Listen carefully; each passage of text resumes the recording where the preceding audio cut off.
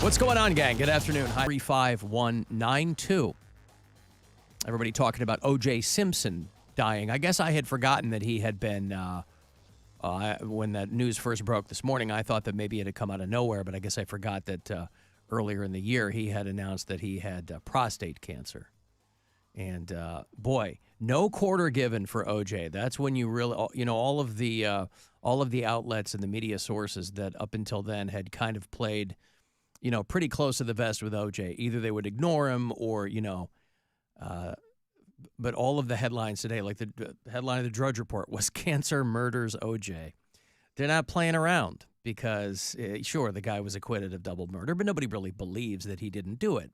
Well, because then he was also convicted of the civil trial. So civil trial needed some time because of that whole sports memorabilia thing. But, you can being convicted in a civil trial and even years later, if you have watched any of the documentaries on the O.J. trial, where a number of jurors, plenty of whom would go on to write books, but a number of jurors, because I guess they figured that enough time had elapsed where they could come clean, and they said, yes, we came to that decision as payback for the Rodney King verdict. So it really had nothing to do at all.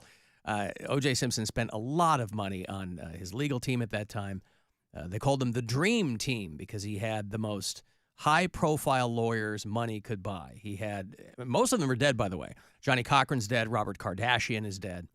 F. Lee Bailey, who I think came on, I think Johnny Cochran was initially hired by O.J. Simpson, but I think they brought in F. Lee Bailey, who, I mean, of course he's dead. I think the guy was like 80 30 years ago, but one of the, regarded as one of the most tenacious and brilliant litigators of his time. I remember my father, when I was young kid, he was reading a book by F. Lee Bailey. And, of course, I was a little kid, so I asked him who Flea Bailey was. And, of course, my father chuckled and looked down and tousled my hair and then said, "Get the hell out of here and do not interrupt my book again." And I learned a lot that day because I felt it brought us closer together. F. Lee Bailey only died a couple of years ago. But he was also the guy, as a much younger man, I think he first came to prominence, little local flavor for F. Lee Bailey. He was the defense attorney for Sam Shepard. The fugitive, the guy out there in Rocky River Bay Village who was accused of Dr. Richard Kimball in the movie, but it was Sam Shepard.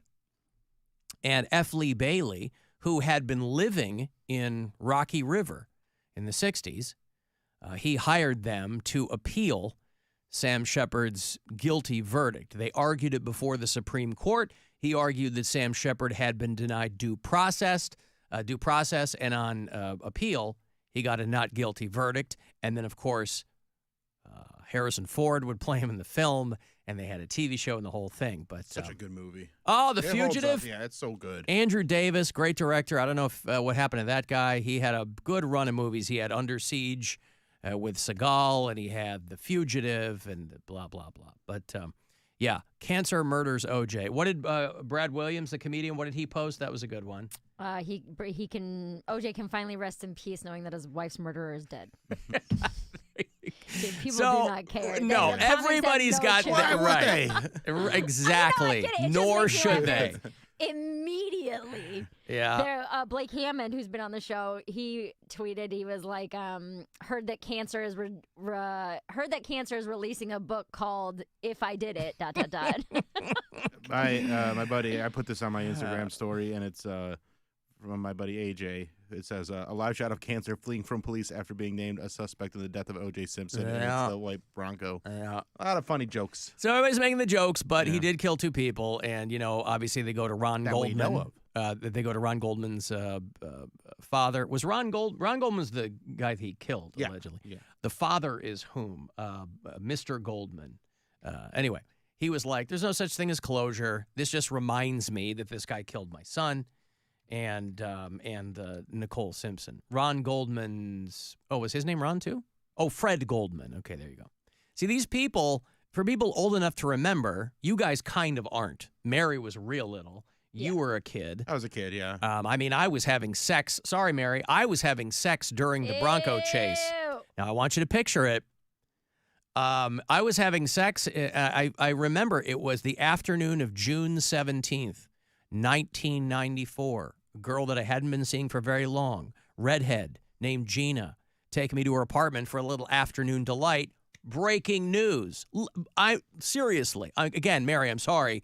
I'm like mid-stroke when the... He's so disgusting. It's not disgusting. It's a fact of life. It's human nature. You know that we have one purpose on this planet, right? And it's propagation of the species. I thought it was to gross out Mary. God, here we go. No, that's not the human, that's not Homo sapiens' one purpose. Nevertheless. So that is the primary element of the O.J. Simpson saga that is burned in my brain, is having to stop. We were on her couch and watch this Bronco chase. Now, did I lose my zest for the situation after that?